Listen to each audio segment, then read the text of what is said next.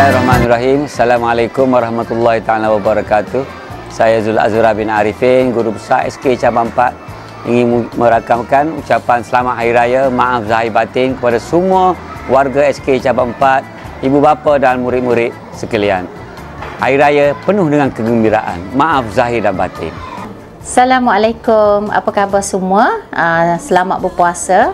Kita nak menyambut raya tak lama, jadi dengan ini saya Rubiah binti Mahmud, penolong Kanam Takbiran SK Cabang 4, ingin mengucapkan selamat Hari Raya, maaf zahir dan batin kepada seluruh warga SK Cabang 4. Selamat Hari Raya.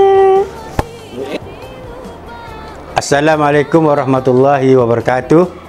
Saya Cikgu Muhammad Zain bin Jusuf selaku PKM SK Cabang 4 ingin mengucapkan selamat Hari Raya kepada semua warga SKCE dengan ucapan selamat Hari Raya, maaf zahir dan batin.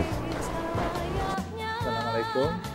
Saya Muhammad Ahmad Halimin bin Muhammad Yusof, penolong kanan kurikulum SK Cabang 4, mengucapkan selamat Hari Raya Aidilfitri, maaf zahir dan batin kepada seluruh warga SK Cabang 4. Kami mengucapkan selamat Hari Raya, maaf zahir dan batin. Kami mengucapkan Selamat Hari Raya Aidilfitri, maaf zahir dan batin. Selamat Hari Raya.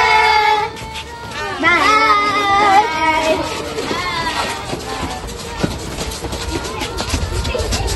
Selamat Raya. Okey. Selaku wakil pekerja SKCE mengucapkan selamat Hari Raya, maaf zahir dan batin.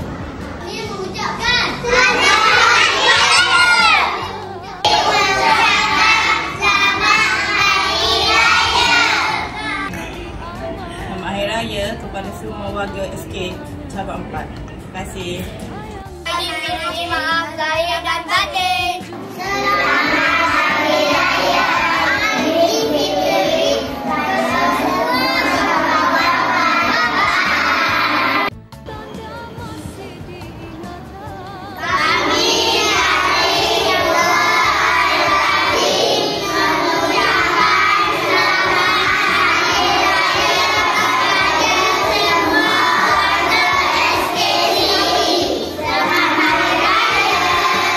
Kami mengucapkan selamat Hari Raya.